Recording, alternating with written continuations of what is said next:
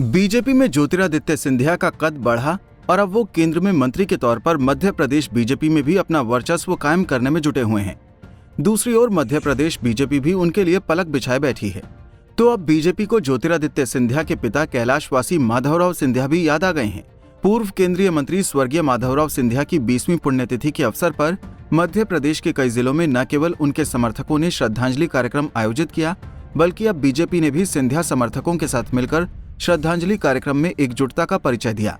भोपाल में तो भाजपा कार्यालय दीनदयाल परिसर में श्रद्धांजलि कार्यक्रम आयोजित किया गया, जहां पर बीजेपी के तमाम नेता मौजूद रहे। खास बात ये रही कि यहां पर गुना लोकसभा सांसद केपी सिंह यादव भी मौजूद रहे और उन्होंने कैलाशवासी श्रीमंत माधवराव सिंधिया के जीवन पर प्रकाश डाला। देखिए, सिंधिया जी न सिर्फ प्रदेश के बल्कि देश के एक ऐसे नेता थे जिन्होंने अपने राजनीतिक जीवन की एक छाप छोड़ी है। वो बहुत ही महान व्यक्ति थे और चूंकि मैं बीजेपी का प्रदेश प्रवक्ता हूँ, मैं आज भोपाल में था तो मैं आज उनको श्रद्धा सुमन अर्पित करने के लिए यहाँ आया हूँ। और अगर व्यक्तिगत मैं अपनी बात करूँ तो मेरा परिवार माननीय सिंधिया जी से बहुत पहले से जुड़ा रहा और व्यक्तिगत रूप से मैं उन्हें बहुत अच्छे से जानता था। उनका आशीर्वाद सदा मेरे ऊपर रहा। जहाँ से मैं आज सांसद हूँ, गुना लोकसभा से, कभी गुना भी उनकी कर्मभूमि रही और उन्होंने न सिर्फ अपने लोकसभा क्षेत्र में, पूरे प्रदेश में बल्कि देश में भी अपने कामों से अपनी छाप छोड़ी। कैलाशवासी स्वर्गीय माधवराव सिंधिया को श्रद्धांजलि देने के लिए जबलपुर में भी बड़े कार्यक्रम का आयोजन किया गया। जबलपुर के सिंधिया पार्क में सिंधिया परिवार से जुड़े बीजेपी प्रदेश कार्य समिति के सदस्य अरविंद पाठक ने श्रद्धांजलि कार्यक्रम का आयोजन किया, जहां पर भजनों की प्रस्तुति दी गई।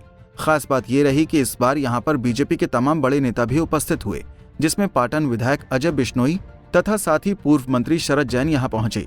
इसके साथ ही दिन भर यहां पर बीजेपी नेताओं और विधायकों का आना जाना लगा रहा।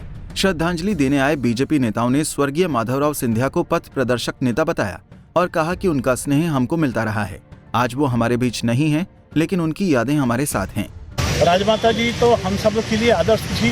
हम सब के लिए माँ और ममता बहन स्नेह हमने उनसे सीधे पाया हुआ है। उसके बाद की बीच की कड़ी में माधवराव जी और आज की तारीख में ज्योतिरादित्य जी हम सबके साथ में खड़े हैं और राजनीति में एक अपना अलग पहचान और स्थान बनाकर खड़े हुए हैं। इनके बीच की कड़ी माधवराव सिंधिया जी का जो दुखद निधन 20 साल पहले हुआ था, वो हम सब के लिए नहीं, पूरे देश और दुनिया के लिए दुख करने वाला व्यक्ति था।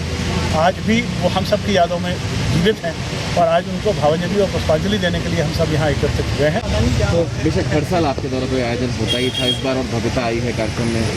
बेशक भावांजलि कार्यक्रम के माध्यम से श्रद्धांजलि अर्पित करने का प्रयास है, क्या कहें? आज देश ने ऐसे एक राष्ट्र नायक और देश के ऐसे राजनेता को खोया था, वो दिन कभी नहीं भूल सकते हम।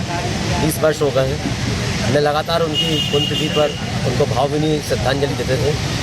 आज भी उसी कड़ी में सिंधिया पार्क जबलपुर में उनको आज हमने श्रद्धांजलि अर्पित की और भजन के माध्यम से उनको याद किया। निश्चित तौर पर माधवराव सिंधिया जी ने सदैव विकास का कार्य किया है, चाहे वो माधवराव सिंधिया की 20वीं पुण्यतिथि के अवसर पर वैसे तो उनके समर्थक अक्सर उनको याद करते थे, लेकिन प्रदेश की राजनीति में तस्वीर बदली और कभी कांग्रेस में लंबे समय तक रहे उनके पुत्र ज्योतिरादित्य सिंधिया ने बीजेपी का दामन थामा, तो अब बीजेपी में भी सिंधिया परिवार के प्रति बीजेपी नेताओं का समर्पण देखने को मिल रहा है। जाहिर सी बात है कि मध्य प्रदेश की वर्तमान राजनीति में ज्योतिरादित्य सिंधिया का कद दिनों दिन बढ़ रहा है और उसी तरह से अब बीजेपी की आधारशिला में सिंधिया को याद किया जाने लगा है। और इस बार जो माधवराव सिंधिया की पुण्यतिथि पर नेताओं का जमावड़ा लगा, ये यही संकेत देता है कि आने वाले वक्त में मध्य प्रदेश बीजेपी में ज्योतिरादित्य सिंधिया का कद सबसे बड़ा होगा। भोपाल से प्रतुल पाराशर के साथ जबलपुर से विवेक तिवारी की रिपोर्ट। हमसे जुड़े रहने के लिए हमारे YouTube चैनल को सब्सक्राइब करें और नई वीडियो की नोटिफिकेशन के लिए बेल आइकॉन को दबाएं।